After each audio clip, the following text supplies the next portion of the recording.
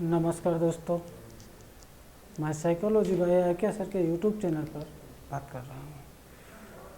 प्यारे बच्चों, हम लोग जो है 4th यूनिट पढ़ रहे थे और 4th यूनिट में हम लोग जो है इससे पहले वाली वीडियो में लैंगिक रूढ़िबद्धता पढ़े थे और आज के वीडियो में हम लोग जो है बुद्धि पढ़ेंगे, क्योंकि बुद्धि से 2-3 सवाल जो है सीटेट में निश्चित पूछे जाते हैं, क्योंकि ये बड़ा पार्ट है। बुद्धि कई प्रकार की होती है, अलग अलग मनोवैज्ञानिकों ने बुद्धि अलग अलग प्रकार की बताई है, तो इसको हम लोग जो है विस्तार से पढ़ेंगे। ये 3 से 4 क्लास में जो है इस चैप्टर को हम लोग समाप्त कर पाएंगे। उसके बाद में यहाँ से जो महत्वपूर्ण प्रश्न बनते हैं उन पे हम लोग जो है चर्चा करेंगे। तो हम लोग जो है शुरुआत करते हैं क्लास की कि बुद्धि क्या है। तो हम ये कह सकते हैं कि बुद्धि जो है व्यक्ति की जन्मजात शक्ति, हम कह सकते हैं कि बुद्धि व्यक्ति की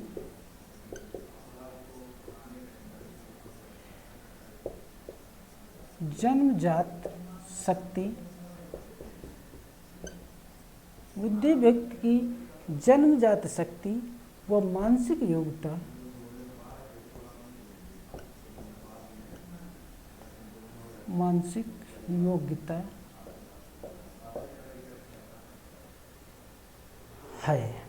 मानसिक योग्यता है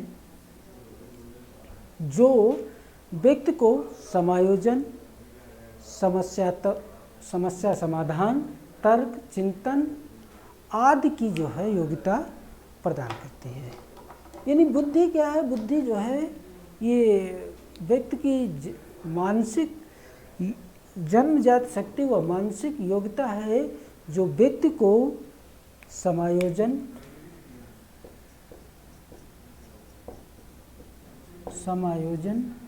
समस्या समाधान,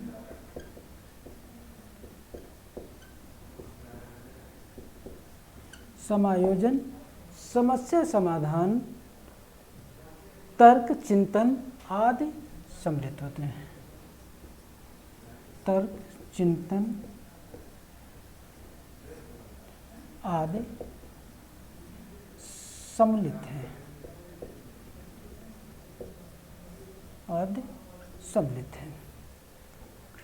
इस प्रकार जो है बुद्धि का अर्थ है। लेकिन हम ये कह सकते हैं कि बुद्धि, ये जो बुद्धि है इसका जो है प्रयोग, यानी बुद्धि का प्रयोग है सर्वप्रथम 1885 में फ्रांसीसी मनोवैज्ञानिक गाल्टन ने किया है। यानी बुद्धि का सर्वप्रथम प्रयोग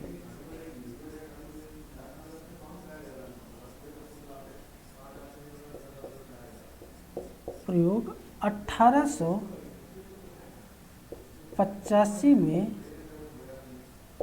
फ्रांसीस मनोवैज्ञानिक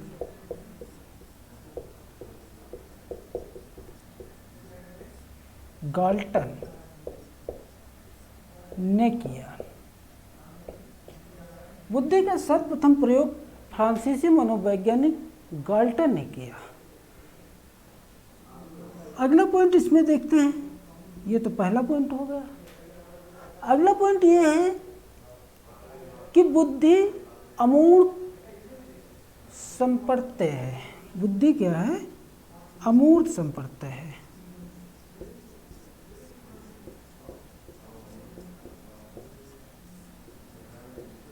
बुद्धि अमूर्त संप्रत्यय है, यानी हम कह सकते हैं कि आप इससे पहले भी जानते होंगे, एक चीज़ है मूर्त और दूसरा है मूर्त।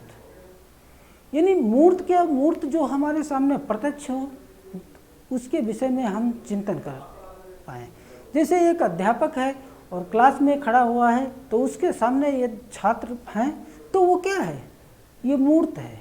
लेकिन अमूर्त क्या मतलब? ये है कि जो हमारे सामने है नहीं, उसका भी जो है हम लोग जो है उसके विषय में भी बता सकें। जैसे हाथी को हम देख करके बता दें कि उसके 4 पैर होते हैं, 2 कान होते हैं, एक पूंछ होती है, इतना बड़ा जानवर होता है, तो वो क्या है, वो मूर्त है हाथी। लेकिन अमूर्त वो है जो हमें दिखाई नहीं देती। यानी कोई पूछे कि बुद्धि आपको दिखाई देती है, कहाँ है, कैसी है, तो आप नहीं बता सकते हैं। लेकिन आपकी उंगली कोई पूछे तो आप बता सकते हैं, दिखा सकते हैं। आपकी आंखें कोई पूछे तो दिखा सकते हैं। लेकिन बुद्धि कोई अपने शरीर का पार्ट ये नहीं बता सकते कि ये बुद्धि है। तो ये बुद्धि क्या है, ये अमूर्त संपत्ति है। अगला इसका पॉइंट है कि बुद्धि विभिन्न प्रकार की योग्यता है। यानी बुद्धि क्या है, बुद्धि विभिन्न प्रकार की योग्यता है, विभिन्न प्रकार की योग्यता है।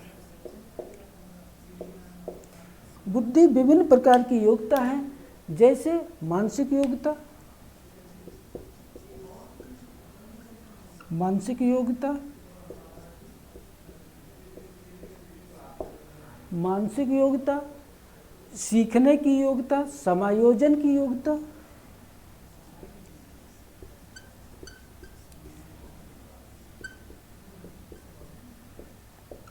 सीखने की योग्यता, समायोजन की योग्यता,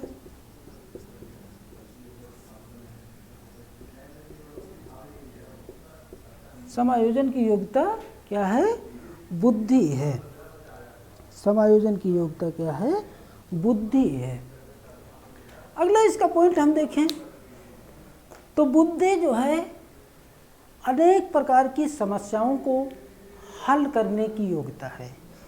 यानी बुद्धि क्या है, बुद्धि अनेक प्रकार की,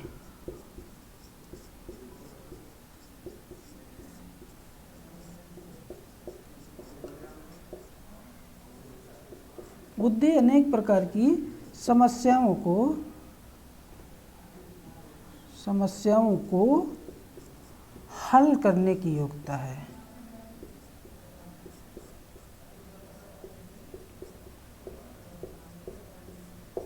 बुद्धि अनेक प्रकार की समस्याओं को हल करने की योग्यता है।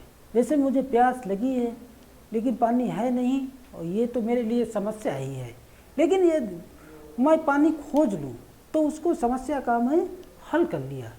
तो ये किसके द्वारा हो पाएगा, ये बुद्धि के द्वारा हो पाएगा। अगला इसका पॉइंट है कि बुद्धि को शरीर रचना के आधार पर सबसे पहले किसने परिभाषित किया। तो ये अभी आपने देखा था कि इसका बुद्धि का सर्वप्रथम प्रयोग 1885 में फ्रांसीसी मनोवैज्ञानिक गाल्टन ने किया। लेकिन ये क्वेश्चन पूछा जाए कि बुद्धि का शरीर रचना के आधार पर सर्वप्रथम किसने परिभाषित किया, तो ये शरीर रचना के आधार पर पूछा जाए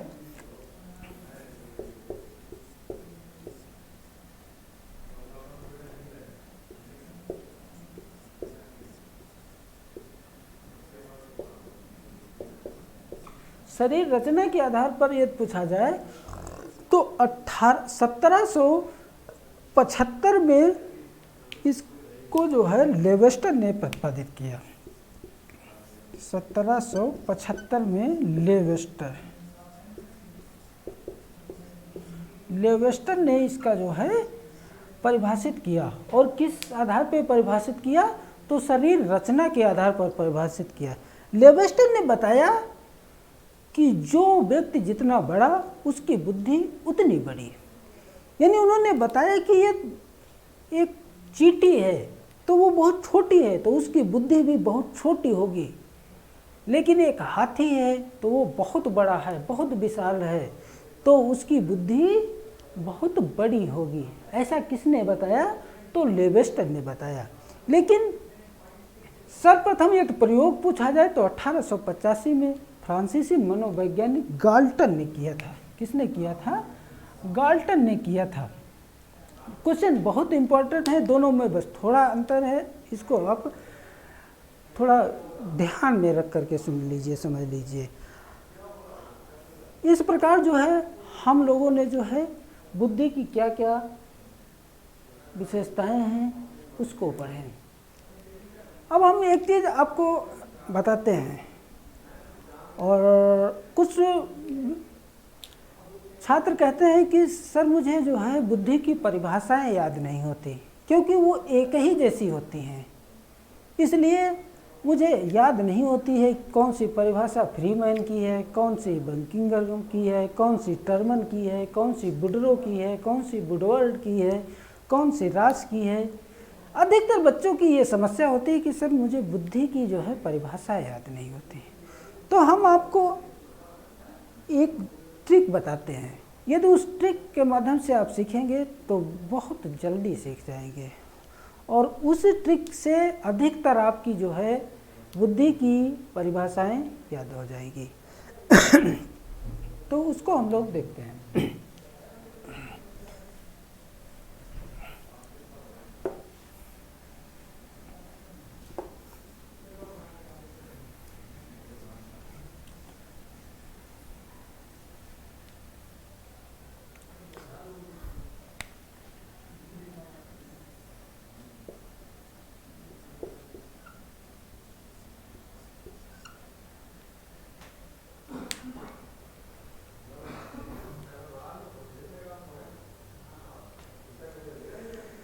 देखिए, अभी आपने पढ़ा कि बुद्धि क्या है? बुद्धि समायोजन की योग्यता है। बुद्धि क्या है? समायोजन की योग्यता है। योग्यता है। अगला पॉइंट पढ़ा कि बुद्धि क्या है? तो बुद्धि सीखने की योग्यता है, यानी बुद्धि अधिगम की योग्यता है।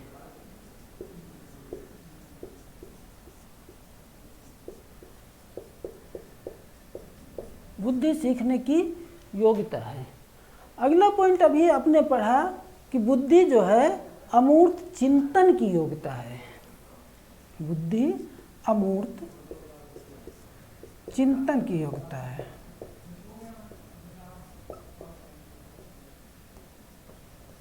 अमूर्त चिंतन की योग्यता है, और ये अभी आपने पढ़ा, ठीक है, ये अभी आपने पढ़ा कि बुद्धि सीखने की योग्यता है, बुद्धि समायोजन की योग्यता है, बुद्धि अमूर्त चिंतन की योग्यता है। अब कुछ मनोवैज्ञानिकों के हम नाम लिख रहे हैं, उनको अब देखिए। जैसे सबसे पहले हम लिखेंगे स्टर्न। स्टर्न। नंबर 2 पर हम लिखेंगे बर्ट। अगले मनोवैज्ञानिक लिखेंगे कॉल्विन। कॉल्विन। अगले मनोवैज्ञानिक लिखेंगे क्रूज,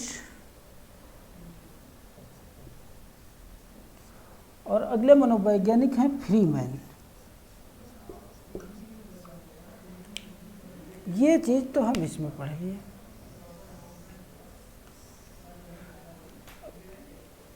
अगला देखते हैं सीखने की योग्यता।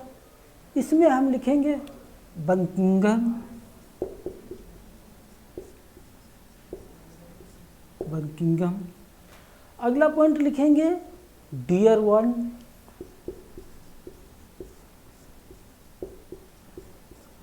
ये सब मनोवैज्ञानिक हैं। अगला पॉइंट लिखेंगे McDougall.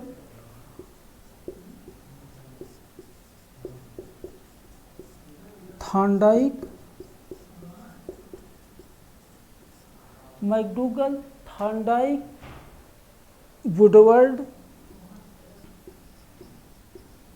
Woodworth, Woodrow, Woodworth, Woodrow, और अगला लिखेंगे फ्रीमैन। फ्रीमैन। ये चीज तो हम यहाँ लिख लिए हैं। अब आगे देखते हैं। इसमें आप लिखिए अल्फ्रेड बिने। अल्फ्रेड बिने। अगला लिखेंगे स्पीयरमैन। स्पीयरमैन। अगला पॉइंट लिखेंगे टर्मन। कहीं कहीं एक ऐसा भी लिखा मिलेगा टर्मन, यानी तो ये दोनों सही हैं, एक ही नाम है, टर्मन या टर्मन। अगला लिखेंगे रॉस और अगला लिखेंगे फ्रीमैन। यदि ये चीज़ आप के दिमाग में ये ग्राफ यदि बन गया तो आप जो है अधिकतर परिभाषाएं याद कर लेंगे। यानी इन मनोवैज्ञानिकों ने क्या कहा है, जैसे स्टर्न हो गए, बर्ट हो गए, काल्विन हो गए, क्लूज हो गए, फ्रीमैन हो गए, इन्होंने कहा बुद्धि क्या है, सीखने की योग्यता है। यह Buckingham, Dearborn, McDougall, Thorndike, Woodworth, Woodrow और फ्रीमैन, इन लोगों ने कहा कि बुद्धि क्या है, सीखने की योग्यता है। फिर अल्फ्रेड बिने, स्पीयरमैन, टर्मन, रॉस और फ्रीमैन, इन्होंने कहा कि बुद्धि चिंतन करने की योग्यता है। यदि ये ग्राफ आपके मन में बैठ गया, दिमाग में बैठ गया, तो आप अधिकतर इसकी परिभाषा बुद्धि की याद आपको हो जाएगी। क्योंकि सब 90% बच्चों की ये समस्या रहती है कि बुद्धि की सर परिभाषाएं नहीं याद होती है। तो हम आपको बताते हैं कि बुद्धि की परिभाषा, जैसे एक मनोवैज्ञानिक है फ्रीमैन, और फ्रीमैन देखो कहाँ कहाँ है, तो इसमें भी है और इसमें भी है और इसमें भी है। यानी फ्रीमैन की कौन सी परिभाषा होगी, तो फ्रीमैन ने कहा कि बुद्धि समायोजन, अधिगम व अमूर्त चिंतन की योग्यता है। यानी फ्रीमैन की परिभाषा है बुद्धि समायोजन,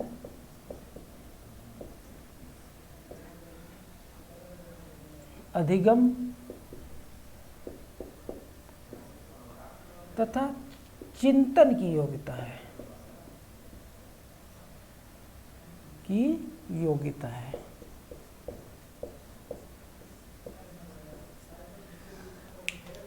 ये तो हो गई परिभाषा फ्रीमैन की। अब अगली परिभाषा देखिए, एक मनोवैज्ञानिक है बकिंघम,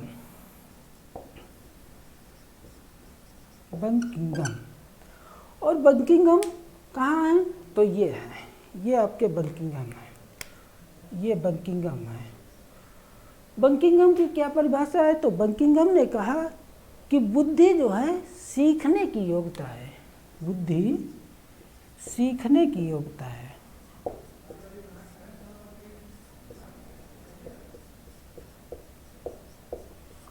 बुद्धि सीखने की योग्यता है।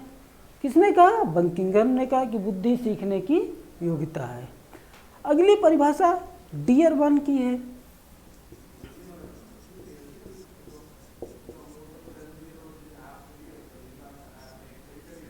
डियरबर्न की है, और डियरबर्न ने क्या कहा, तो डियरबर्न ने कहा कि बुद्धि सीखने या अनुभव से लाभ उठाने की योग्यता है। बुद्धि सीखने या अनुभव से लाभ उठाने की योग्यता है।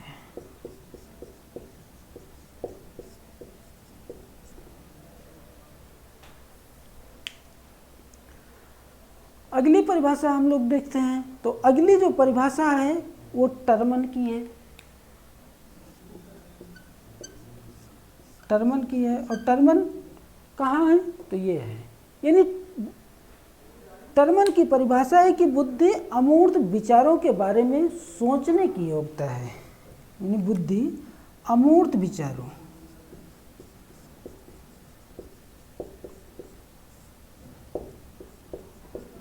सोचने की योग्यता है।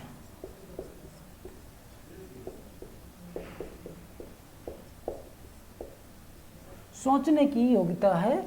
और किसने कहा, तो टर्मन ने कहा है। यानी अमूर्त चिंतन, चिंतन कहाँ होगा, जहाँ सोचोगे, जहाँ विचार होंगे, वो क्या है, बुद्धि है। अगली परिभाषा स्पीयरमैन की है।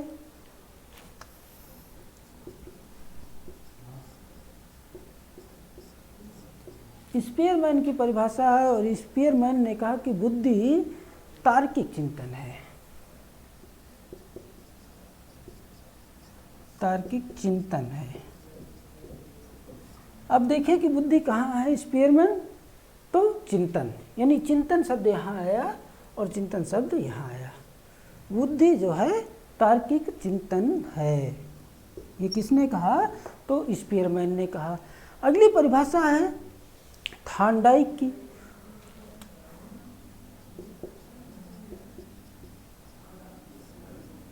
थॉर्नडाइक की परिभाषा है, और थॉर्नडाइक ने क्या बताया? तो थॉर्नडाइक ने बताया कि जो है बुद्धि पूर्व अनुभवों से लाभ उठाने की योग्यता है। थॉर्नडाइक ने कहा कि बुद्धि पूर्व अनुभवों से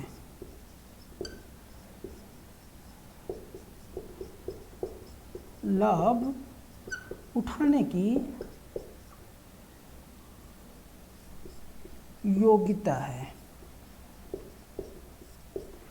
यानी थॉर्नडाइक की परिभाषा है कि बुद्धि जो है पूर्व अनुभवों से लाभ उठाने की योग्यता है। पूर्व अनुभवों से लाभ उठाने की योग्यता है। अगली परिभाषा है वुडवर्थ की। तो वुडवर्थ ने कहा कि बुद्धि जो है कार्य करने की योग्यता है। वुडवर्थ की परिभाषा है कि बुद्धि कार्य करने की योग्यता है।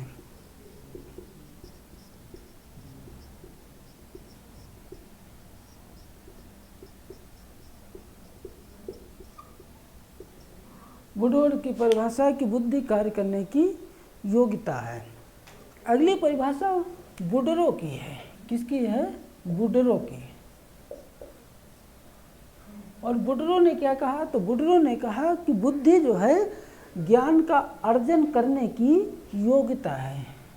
वुडरो को ज्ञान को अर्जन करने की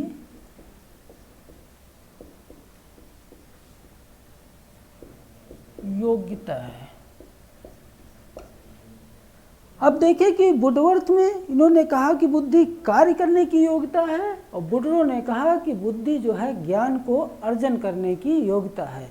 बहुत थोड़ा सा अंतर है दोनों मनोवैज्ञानिकों की परिभाषा में, लेकिन आपको यहाँ विशेष ध्यान देना है क्योंकि आपको कन्फ्यूजन यहीं से उत्पन्न होता है। अगली परिभाषा है रॉस की। तो रॉस कहाँ है? रॉस यहाँ है, यानी रॉस थर्ड पार्ट में है। और रॉस की परिभाषा है कि बुद्धि नवीन परिस्थितियों में चैतन्य स्थापित करने की योग्यता है। यानी रॉस की परिभाषा है कि बुद्धि नवीन परिस्थितियों में चैतन्य करने की योग्यता है।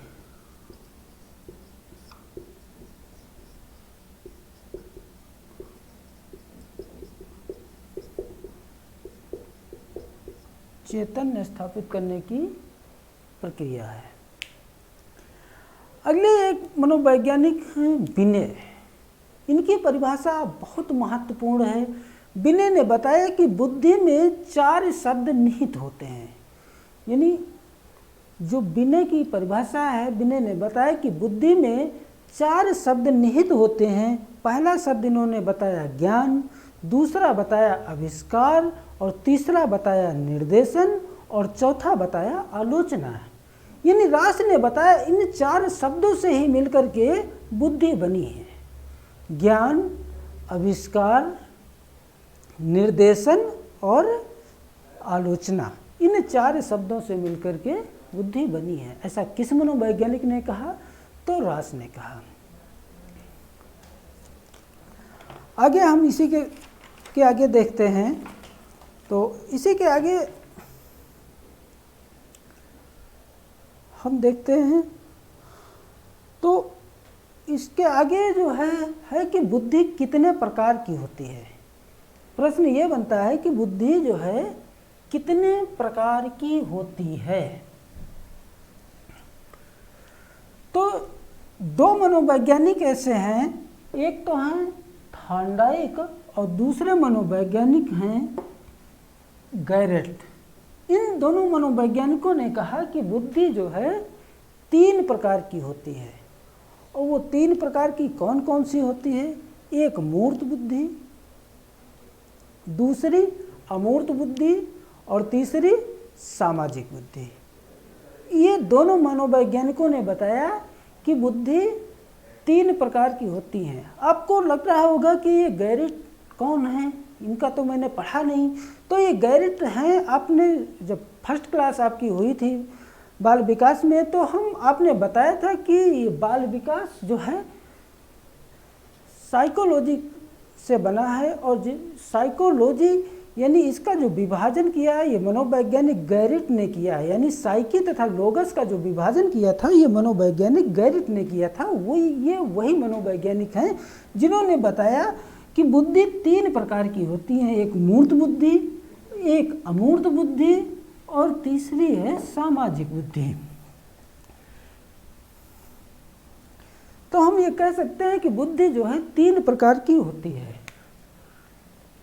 3 प्रकार की होती है, कौन कौन सी? एक मूर्त, एक अमूर्त, एक सामाजिक। यानी मूर्त बुद्धि वो होती है जो हमें सामने से दिख रही है, अमूर्त वो जो दिख नहीं रही है, और सामाजिक तो समाज से ही होती है। इसको हम एक एक बुद्धि को डिटेल में पढ़ेंगे। यानी जो मूर्त बुद्धि है,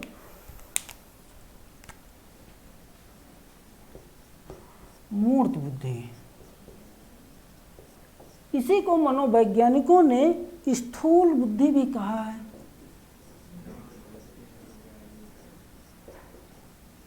स्थूल बुद्धि, इसी को मनोवैज्ञानिकों ने यांत्रिक बुद्धि भी कहा है।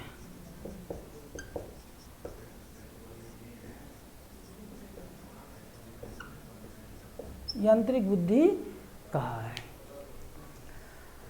अब हम ये कह सकते हैं कि ऐसी मानसिक संरचना या क्षमता जो मूर्त वस्तुओं के बारे में दृष्टिकोण विकसित करे, वो कैसी बुद्धि है? वो मूर्त बुद्धि कहलाती है। जैसे हमारी जो इंद्रियां होती हैं, आँख, नाक, कान, त्वचा और जीभ, इनसे यदि कोई चीज़, जैसे आँख से कोई चीज़ देख करके हम बता दें, नाक से कोई चीज़ सूंघ करके बता दें, कान से कोई चीज़ सुन करके बता दें, त्वचा यानी किसी चीज़ को हम स्पर्श करके बता दें, और अगला है 5वां यानी जीभ, यानी जीभ से हम किसी के स्वाद के अनुसार बता दें। तो जिस विषय के बारे में बताना हो यदि हम स्पष्ट बता दें तो वो कैसी बुद्धि हुई? वो मूर्त बुद्धि हुई। जैसे हम हाथी को बता सकते हैं कि हाथी के 4 पैर होते हैं, 2 कान होते हैं, 1 पूंछ होती है, 2 आंखें होती हैं, 1 सूंड होती है। तो एक उस हाथी के बारे में हमने बता दिया, तो ये कैसी बुद्धि हुई? ये मूर्त बुद्धि हुई। अगला इसमें देखते कि इस बुद्धि को यांत्रिक बुद्धि क्यों कहते हैं? तो इस बुद्धि को यांत्रिक बुद्धि कहते हैं जैसे मशीन हो गई, उपकरण हो गए, आदि को समझना और प्रयोग करना, तो क्या है? ये यांत्रिक बुद्धि है। एक बार क्वेश्चन राजस्थान टीटी में पूछा गया कि एक व्यक्ति अपने हाथ की घड़ी से और दीवार की घड़ी में जो है समय मिला रहा है, सेट कर रहा है, उसमें कौन सी बुद्धि है? तो उसमें जो है यांत्रिक बुद्धि है, क्योंकि उसने वो तो भाई घड़ी क्या है? घड़ी एक मशीन है, वो मशीन जैसा काम कर रही है, उसमें सेल डाल दिएगा वो मशीन जैसा कार्य कर रही है, तो इसलिए इसको सॉरी यांत्रिक बुद्धि कहते हैं। और अगली बात यह कि वो सामने है यानी प्रत्यक्ष है, इसलिए उसे मूर्त भी कहते हैं। स्थूल ये होता है कि जैसे मुझे किसी व्यक्ति को लखनऊ के विषय में बताना हो, तो कोई यदि विदेशी व्यक्ति है तो पहले उसे संपूर्ण भारत के विषय में बताइए, वहाँ की जनसंख्या के विषय में बताइए, वहाँ के क्षेत्रफल के विषय में बताइए, फिर वहाँ के छोटे छोटे राज्यों के बारे में बताइए, फिर राज्यों में उत्तर प्रदेश बताइए, उत्तर प्रदेश में आप जो है लखनऊ शहर को बताइए। इस प्रकार वो जो है मतलब कैसा है? स्थूल है, यानी बड़े भूभाग से छोटे भाग को बताना, ये कैसा है? स्थूल बुद्धि है। अब प्रश्न ये बनता है कि ये जो मूर्त बुद्धि, स्थूल बुद्धि और यांत्रिक बुद्धि है, इस बुद्धि की अधिकता वाले बालक क्या बनते हैं? तो इस बुद्धि की जो अधिकता वाले बालक होते हैं उन्हें अधिकता वाले बालक इंजीनियर, कारीगर,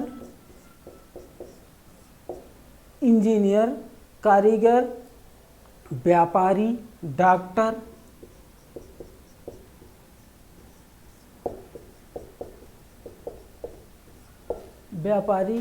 डॉक्टर, अभियंता और मूर्तिकार आदि बनते हैं।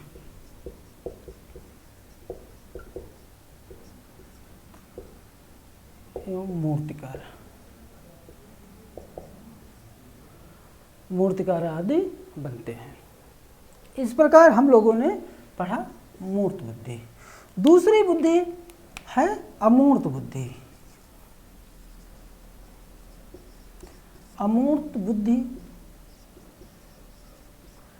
इसी को मनोवैज्ञानिकों ने सूक्ष्म बुद्धि भी कहा है।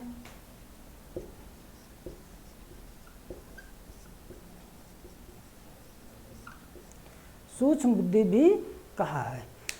इस बुद्धि को सैद्धांतिक बुद्धि भी कहते हैं। अभी बताएंगे कि सैद्धांतिक बुद्धि भी क्यों कहते हैं।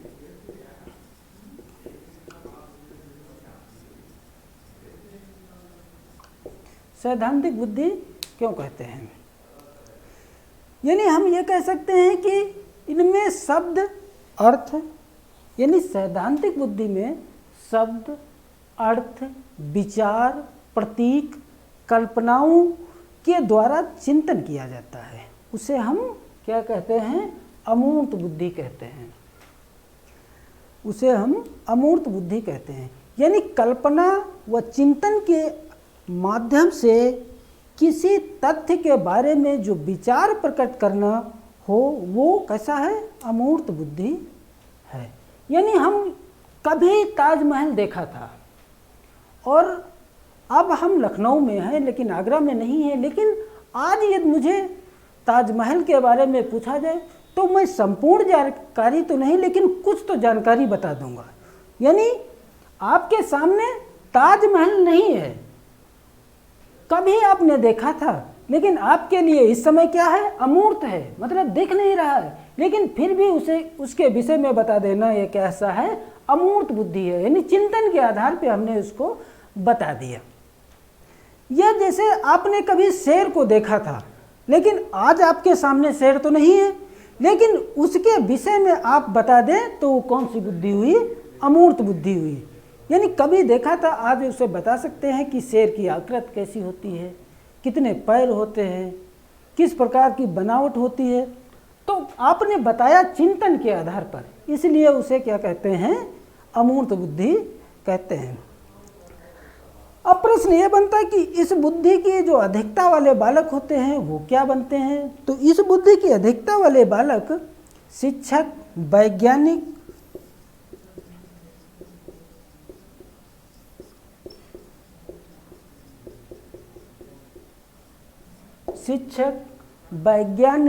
लेखक, कलाकार,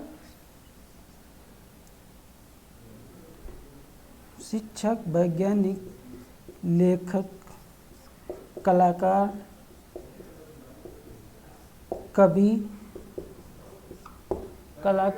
कवि, चित्रकार, दार्शनिक आदि बनते हैं। दार्शनिक आदि बनते हैं, उसे हम क्या कहते हैं, उसे हम अमूर्त बुद्धि या सूक्ष्म बुद्धि या सैद्धांतिक बुद्धि के नाम से जानते हैं। अब अगला है तीसरे नंबर की बुद्धि, वो है सामाजिक बुद्धि।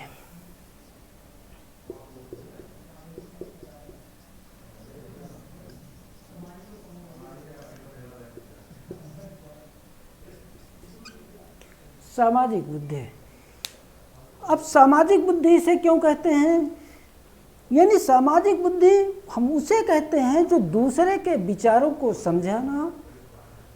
पहले तो वो दूसरे के विचारों को समझता है, फिर अपने विचारों से दूसरे को प्रभावित करना क्या है, सामाजिक बुद्धि है। यानी पहले दूसरे के विचारों को समझना, फिर अपने विचारों से दूसरे व्यक्ति को प्रभावित करना। अर्थात मनुष्य जिस क्षमता के सहारे दूसरे व्यक्ति को से संबंध स्थापित कर लेता है वो क्या है, वो सामाजिक बुद्धि कहलाता है। हम एक उदाहरण देते हैं।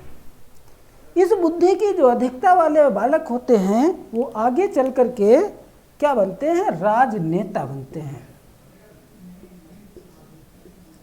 इस बुद्धि की अधिकता वाले बालक आगे चल कर के राजनेता बनते हैं। कैसे? आपके क्षेत्र में चुनाव हुआ, विधायकी का हुआ या प्रधानी का हुआ या सांसदी का हुआ, चुनाव हुआ, आपसे प्रत्याशी आया और जो है वादा कर गया कि हम ये रोड या नाली बनवाएंगे। जीतने के बाद में 5 साल वो घूम करके आया नहीं आपके पास, उस रोड नाली को भूल गया, लेकिन वो नहीं बनवाया। जब दोबारा चुनाव हुआ तो वो राजनेता फिर आ गया और फिर आपसे वादा कर रहा है, और वो इस प्रकार आपको प्रभावित कर रहा है, इस प्रकार आपको जो है बता रहा है कि जो है ये रोड नाली बना देगा। आपको भी कहीं ना कहीं एक बार फील होता है कि हो सकता है ये जो नेता बता रहा है कि मुझे बजट नहीं मिल पाया, या सरकार की अनुमति नहीं मिल पाई, या मेरी जगह दोनों केंद्र में और राज्य में सरकार नहीं है, इसलिए मैंने रोड ये नहीं बनवा पाया। तो हो सकता ये नेता जो है सही कहता हो, चलो दोबारा फिर इसको वोट देते हैं, अब की नहीं बनाया तो अब की तो बना ही देगा। लेकिन आपने उसको पहले एक मौका दिया, 5 साल इंतजार किया और फिर भी जो है उसने रोड नाली नहीं बनाया, और दोबारा फिर उसकी जो है बातों में आप आकर के फंस जाते हैं। यानी अपने विचारों से वो जो है दूसरे व्यक्ति को जो प्रभावित करता है वो उसमें कौन सी बुद्धि होती है, तो उसमें सामाजिक बुद्धि होती है। और इस बुद्धि की अधिकता वाले जो बालक होते हैं वो आगे चल करके राजनेता बनते हैं। इस प्रकार हम लोगों ने पढ़ा कि बुद्धि जो है 3 प्रकार की होती है। यदि प्रश्न आपसे पूछा है कि किसने कहा, तो मनोवैज्ञानिक थार्नडाइक और मनोवैज्ञानिक गैरिट ने जो है बताया कि बुद्धि 3 प्रकार की होती है। अब हम जो है बुद्धि की क्या विशेषताएं हैं उनके बारे में थोड़ा चर्चा करेंगे। यानी बुद्धि की क्या क्या विशेषताएं हैं।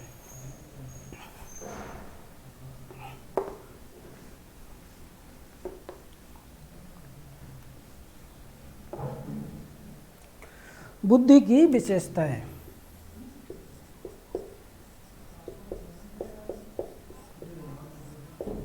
बुद्धि की विशेषताएं। पहली विशेषता है कि बुद्धि जो है जन्मजात क्षमता एवं प्राकृतिक योग्यता है। यानी बुद्धि क्या है, बुद्धि जन्मजात क्षमता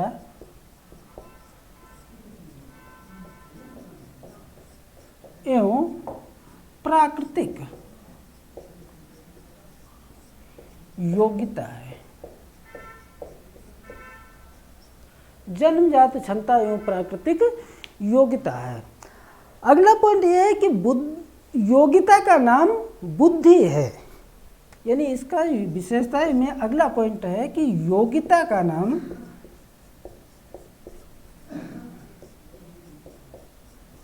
बुद्धि है। किस प्रकार की योग्यता, तो देखिए हम आपको बता रहे हैं, जैसे समायोजन की योग्यता, अमूर्त चिंतन की योग्यता, चिंतन की योग्यता, तर्क करने की योग्यता, ठीक है, आदि जो है क्या है, बुद्धि है। अगली विशेषता इसकी यह है कि बुद्धि जो है परिवर्तनशील व विकासशील है। यानी बुद्धि में जो है परिवर्तन संभव है। बुद्धि परिवर्तनशील व विकासशील है। बुद्धि क्या है, बुद्धि परिवर्तनशील व विकासशील है। यानी बुद्धि में परिवर्तन संभव है। अगला पॉइंट यह है कि बुद्धि पर वातावरण प्रशिक्षण वातावरण, प्रशिक्षण, शिक्षा, वंशानुक्रम आदि का प्रभाव पड़ता है। यानी बुद्धि पर वातावरण, प्रशिक्षण,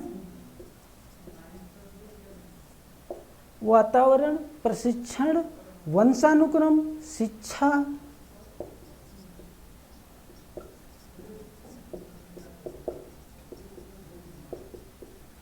का प्रभाव पड़ता है।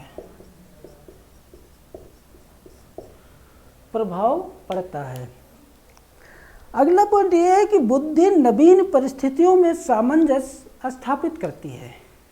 बुद्धि क्या है? नवीन परिस्थितियों में सामंजस्य स्थापित करती है। बुद्धि नवीन परिस्थितियों में सामंजस्य स्थापित करती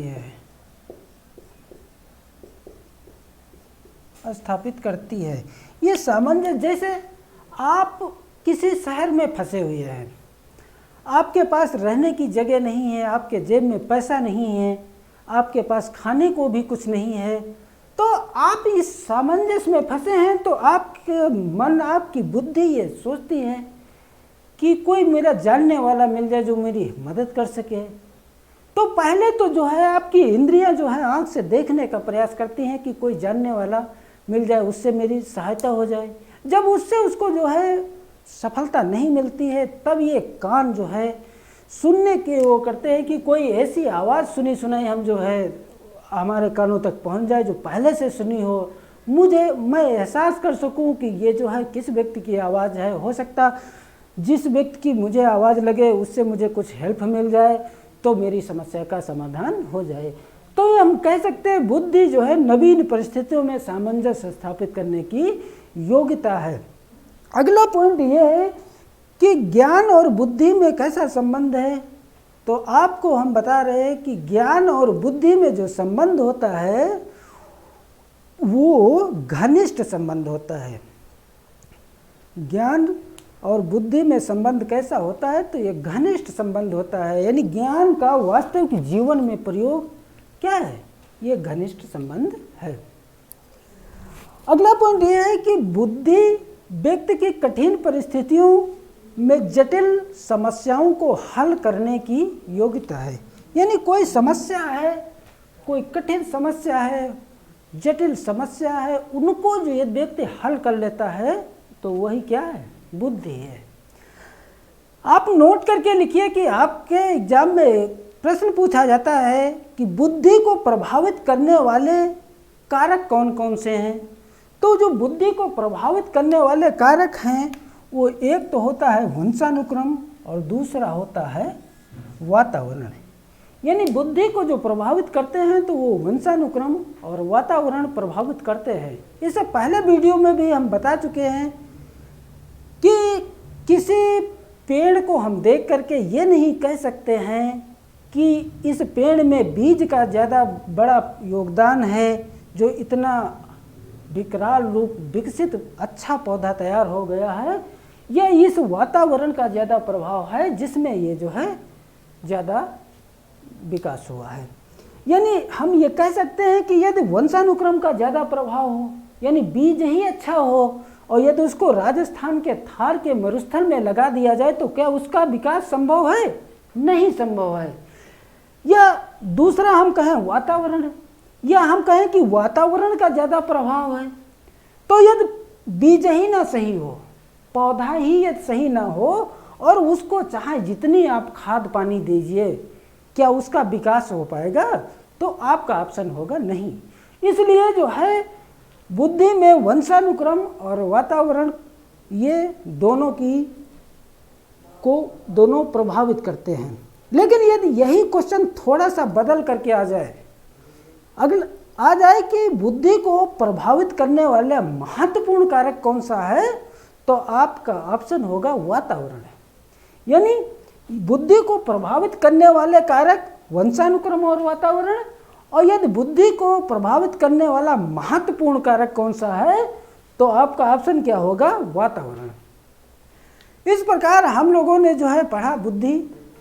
इसी के क्रम में अब हम जो नेक्स्ट क्लास पढ़ेंगे वो पढ़ेंगे बुद्धि के सिद्धांत, क्योंकि अलग अलग मनोवैज्ञानिकों ने अलग अलग सिद्धांत बताए हैं। कुछ मनोवैज्ञानिकों ने बुद्धि 3 प्रकार की बताई, कुछ 2 प्रकार की बताई, कुछ 9 प्रकार की बताई। इसको हम जो है विस्तार से पढ़ेंगे। Thank you all of you.